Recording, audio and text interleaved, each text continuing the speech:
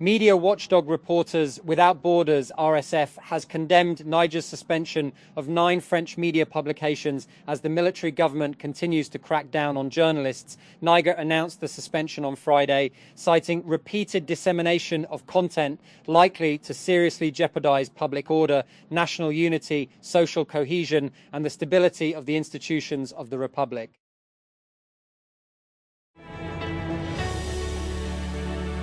And in an increasingly AI-driven and digital world, analog instant film and retro-style cameras remain popular, fueled by a combination of both nostalgia and charm.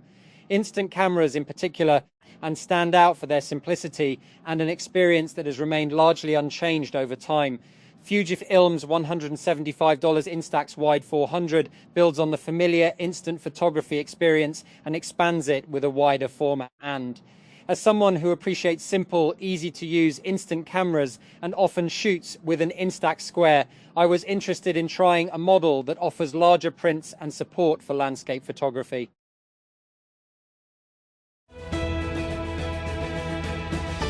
And dozens of candidates scheduled to appear in the Federal Public Service Commission's FPSC General Recruitment Test Phase I 2026 were left stranded outside exam centres after staff at some venues reportedly appeared unaware that tests were due to take place.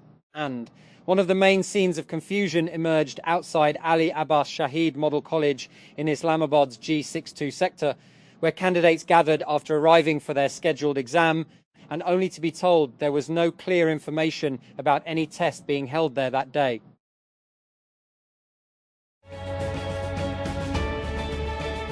Punjab schools and colleges may begin summer vacations earlier than usual as the provincial government reviews the academic calendar amid rising temperatures and heatwave concerns across the province. Punjab Minister for School Education and Higher Education Rana Sikandar Hayat said the government is considering starting summer vacations from May 22 and reopening educational institutions on August 2.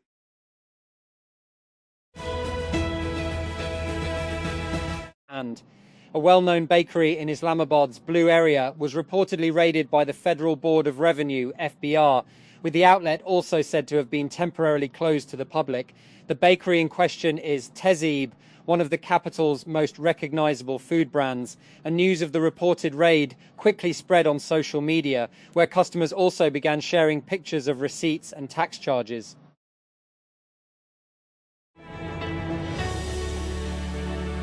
Israel is set to release two Gaza-bound humanitarian aid flotilla activists who were abducted by Israeli authorities. A rights group has said Saif Abu Keshek, a Spanish Palestinian, and Brazilian Thiago Avila will be freed on Saturday, according to a statement from the rights group Adala, which was representing the two men.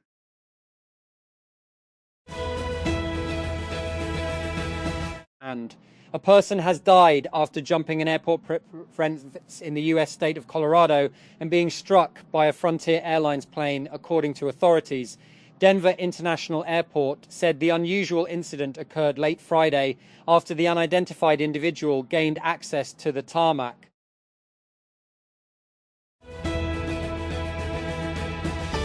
And in the occupied West Bank, a marathon is a political statement. Palestinians ran alongside the separation wall today, a structure that cuts them off from their land, their families, and even the sea. Al Jazeera's @Layla.shw reports from Bethlehem.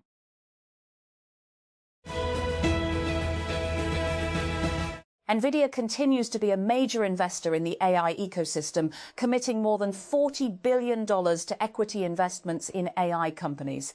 And that's just in these early months of 2026, according to CNBC. Much of that total comes from a single bet, a $30 billion investment in OpenAI. But CNBC reports that the chipmaker has also announced 7 multi-billion-dollar investments in publicly traded companies, most recently deals to invest up to $3.2 billion in glassmaker Corning and up to $2.1 billion in data center operator IREN.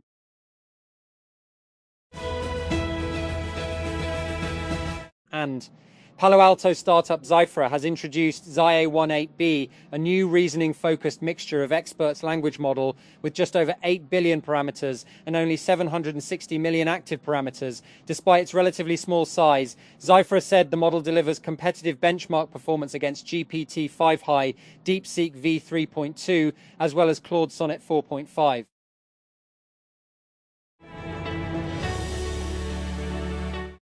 Huawei has introduced two new smartwatches designed for children, the Watch Kids X1 and Watch Kids X1 Pro. The devices were announced globally during Huawei's innovative product launch event alongside the Watch Fit 5 series, Watch Ultimate Design Spring Edition and Watch GT Runner 2 Racing Legend Edition.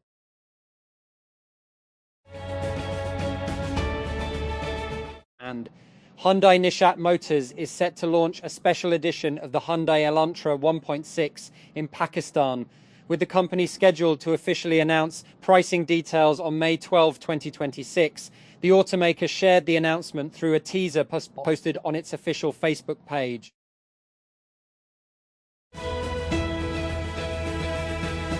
Mohammad Abbas claimed 5 wickets to restrict Bangladesh to 413 before two debutant batsmen combined to put Pakistan in a strong position in the first test on Saturday. Opina Azanawais hit an unbeaten 85 and Abdullah Fazal, also playing in his first test, was 37 not out as Pakistan reached 179-1 at stumps on the second day in Dhaka.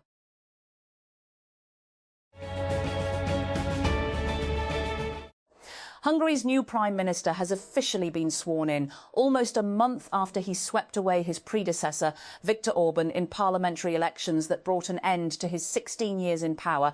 Peter Magyar, 45, who leads the centre-right Tisza party, propelled into office on promises of change after years of economic stagnation and strained ties with key allies under Orban.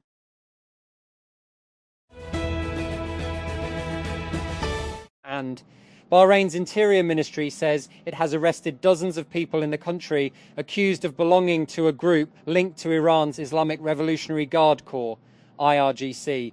The ministry announced the arrests of 41 people in a statement on Saturday, saying legal proceedings are underway against them.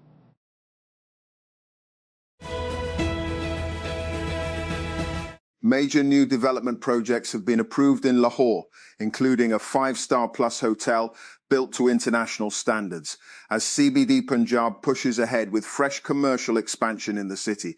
Among the key projects is the Regalia, a luxury residential scheme that is expected to become one of Lahore's flagship high-end developments. The project will be built on a 7.1 canal plot in the CBD Cade district.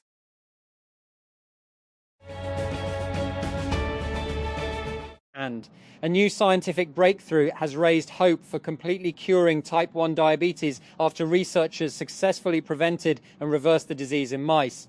In the study, scientists treated mice by transplanting donor blood-forming stem cells together with insulin-producing islet cells.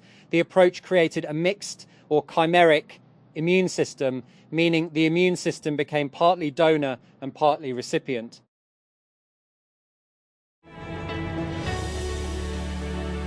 And Pakistan's rising squash star Mohammad Ashab Irfan continued his impressive run at the PSA World Championships after defeating Switzerland's Nicolas Müller in the opening round. World number 48 Ashab, showing excellence, control and confidence, secured a 3-0 win over world number 31 Müller with scores of 13-11, 11-9 and 11-0.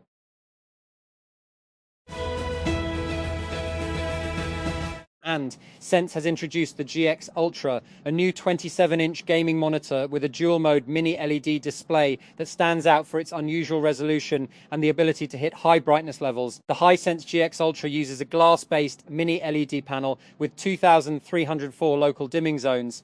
Hisense said the monitor uses its Obsidian display technology LEHUT along with a zero optical distance backlight design that places LEDs closer to the LCD layer to improve contrast and reduce light bleed.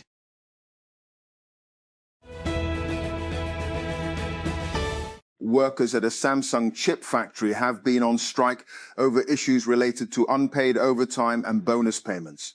Estimates cited by the Financial Times suggest a full-scale strike lasting the planned duration could cost Samsung between $6.9 billion and $11.7 billion in direct costs. However, Samsung Electronics management and employees in the company's memory division have reportedly made progress in negotiations over bonus payments and wages.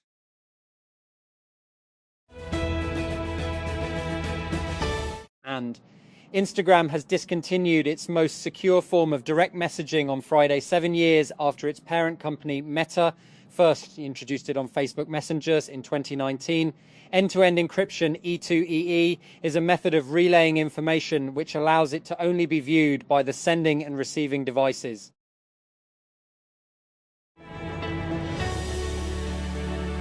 Australia's far-right One Nation Party has captured a seat in the country's House of Representatives for the first time, according to preliminary election results.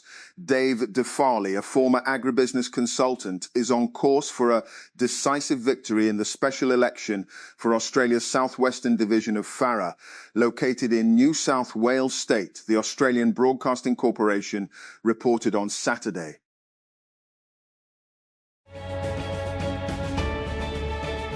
Iran's Football Federation has said the men's national team will take part in the 2026 World Cup that begins in June, but demanded that joint hosts the United States, Mexico and Canada agree to its conditions amid the Middle East war. The call on Saturday comes after Canada refused entry to the federation's chief last month before the FIFA Congress because of his alleged links to the Islamic Revolutionary Guard Corps, IRGC, the ideological arm of Iran's military, which it designated as a terrorist group in 2024.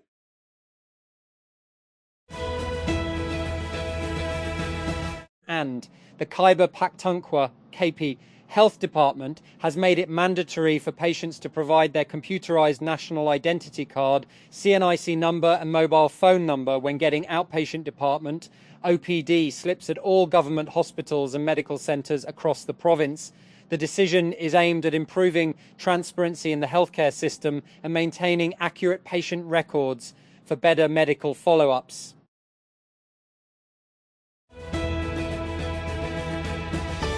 And security researchers have identified more than 5,000 publicly accessible web apps created with AI coding tools that reportedly lacked proper security protections or authentication systems. According to a report from Wired, researcher Dor Zvi and his team at Red Access analyzed thousands of applications built using AI development platforms, including Lovable, Replit, Base44, and Netlify.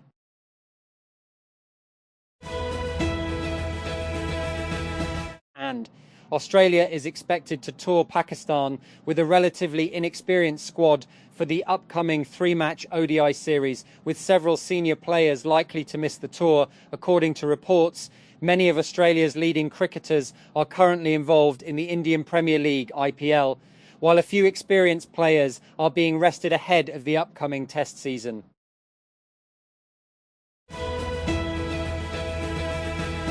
And the Women's National Selection Committee has announced a 15-member Pakistan squad for the three-match T2I series against Zimbabwe women. The series will be played at the National Bank Stadium from May 12 to 15.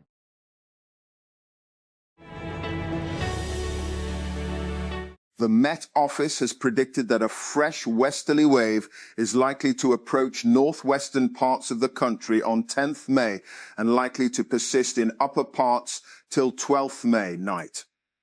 Under the influence of this weather system,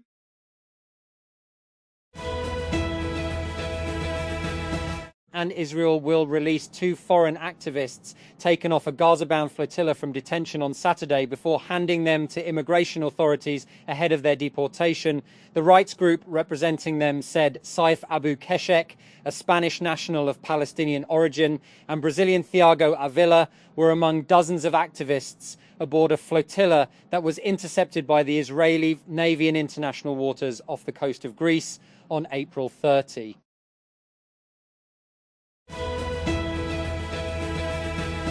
A year ago, Pakistan and India fought a short but intense war, the worst military confrontation between the two nuclear-armed neighbors in decades. During the period of Mark-I-Haq, the battle for truth, Indian fighter jets were shot down and Pakistan launched Operation Banyan Mahsus, a barrage of attacks against Indian military targets in retaliation for missiles brokered by New Delhi.